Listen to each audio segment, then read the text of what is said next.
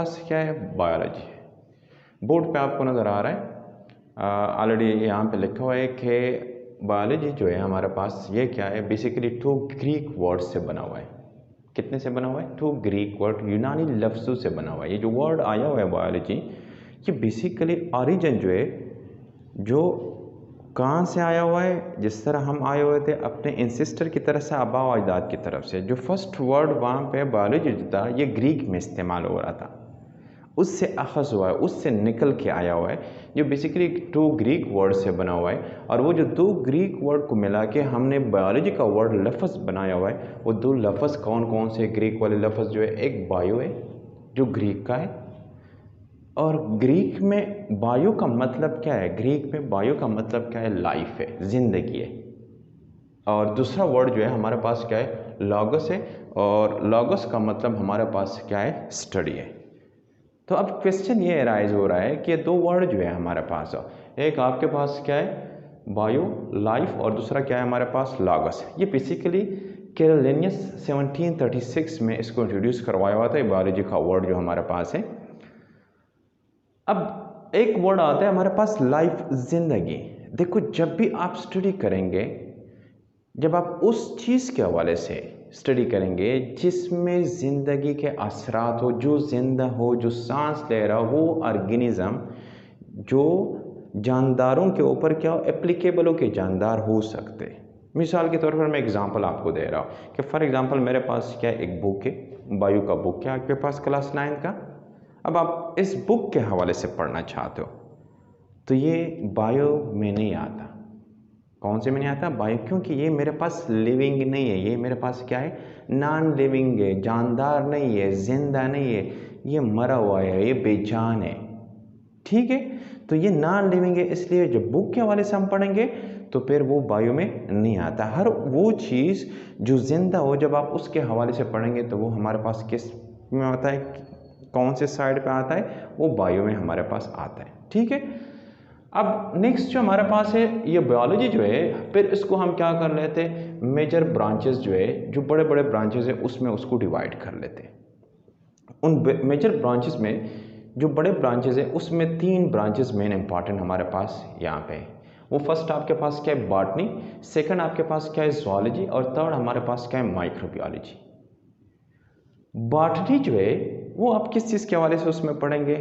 अब हम पहले से बायो में लाइफ की बात कर रहे थे कि जिंदगी, जानदारों के हवाले से, लेकिन अगर वो जानदार पौधे हो, फॉर एग्जांपल आप रोड के ऊपर जा रहे हो, रोड के राइट साइड पे क्या हो, प्लांट है, मुख्तलिफ किस्म के प्लांट है। ठीक है, अब आप क्या करो, उस प्लांट को देख रहे हो, गौर से देख रहे हो, ऑब्जर्वेशन कर रहे हो, मुशाहिदा कर रहे हो। जब आप उन प्लांट को देखते हो तो आप, इट मीन्स आप कौन सी फील्ड, कौन सा है मेजर ब्रांच, कौन सा बायोलॉजी का पढ़ क्या रहे हो, जानदारों को पढ़ रहे हो। लेकिन जानदारों में भी हमारे पास जो डिवीजन है, जो तकसीम है, उसमें कौन सा है, प्लांट। आप प्लांट को पढ़ रहे हो तो तब इट मीन्स कि आप कौन सी चीज़ पढ़ रहे हो, बॉटनी। उसको हम क्या कहते हैं, बॉटनी। लेकिन अगर आप रोड पे आगे चले जाए और रोड के लेफ्ट साइड पे आपको बिल्ली नज़र आ जाए और आपकी नज़र बिल्ली के ऊपर पड़ जाए और आप बिल्ली को गौर से देखना स्टार्ट करें, तो उस टाइम पर आप कौन सा लाइन पढ़ रहे हो, आप ज़ूलॉजी में। उसको हम क्या कहते हैं, ज़ूलॉजी, जिसमें हम किस चीज़ की स्टडी करते हैं, हम एनिमल्स की स्टडी करते हैं। स्टडी से मुराद ये सिर्फ नहीं है कि हम उसको बाहर से देख लेते, हम आगे जाके जो बाकी मेन ब्रांचेस है उसमें हम उसको डिटेल से पढ़ेंगे कि उस चीज़ का हम क्या क्या देख सकते हैं। ठीक है, और अगर आप थर्ड जो हमारे पास है, माइक्रो वर्ड जो आया हुआ है, माइक्रोबायोलॉजी, ये बेसिकली माइक्रो जो है, 2 वर्ड हमारे पास आते हैं, एक माइक्रो होता है और एक होता है मिक्रो। माइक्रो का मतलब क्या होता है, छोटा, स्मॉल, छोटा, और मिक्रो का मतलब क्या होता है, सिर्फ आई को रिप्लेस किया जाता है, किससे, ए से रिप्लेस किया जाता है, और उसको हम क्या कहते हैं, मिक्रो। मिक्रो का मतलब क्या होता है, लार्ज, बड़ा। माइक्रोबायोलॉजी, माइक्रो, स्मॉल, इसमें हम किस चीज़ की स्टडी करते हैं, हम इसमें ऑर्गेनिज्म की स्टडी करते हैं, छोटे जानदार। लेकिन माइक्रो ऑर्गेनिज्म वर्ड इस्तेमाल हुआ है, माइक्रो ऑर्गेनिज्म, न कि जस्ट ऑर्गेनिज्म, जानदार नहीं, छोटे छोटे जानदार। और वो छोटे जानदार कौन से होंगे, और वो छोटे जानदार जो होंगे वो इतने छोटे होंगे कि हमें अपनी आंखों से, अगर मेरे हाथ के ऊपर हो तो मुझे वो नज़र नहीं आते, बहुत छोटे होते। तो उसको हम कहाँ, किस चीज़ से देख सकते हैं, एनी क्वेश्चन इस तरह? आपके दिमाग में कोई आइडिया आ रहा है? किस चीज़ से देख सकते हैं हम उसको? माइक्रोस्कोप से देख सकते हैं, हम खुर्दबीन से देख सकते हैं। खुर्दबीन के ज़रिए हम क्या कर सकते हैं? उस छोटे छोटे ऑर्गेनिज्म को देख सकते हैं। फॉर एग्जांपल मेरे हाथ के ऊपर अभी मौजूद है, तो मैं माइक्रोस्कोप के नीचे उसको लेके जाऊंगा।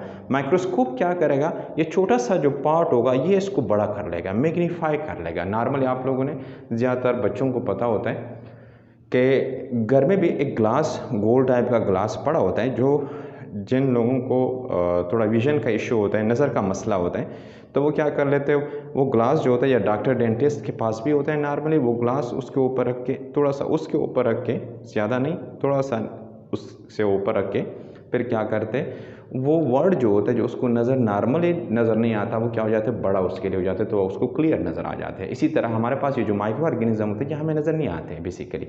ये क्या होते हैं? ये माइक्रोस्कोप के ज़रिए हमें नज़र आ जाते हैं। ठीक है, तो जहाँ पे हम माइक्रो ऑर्गेनिज्म की स्टडी करते हैं, तो वो कौन सा ब्रांच है हमारे पास? माइक्रोबायोलॉजी। ठीक है।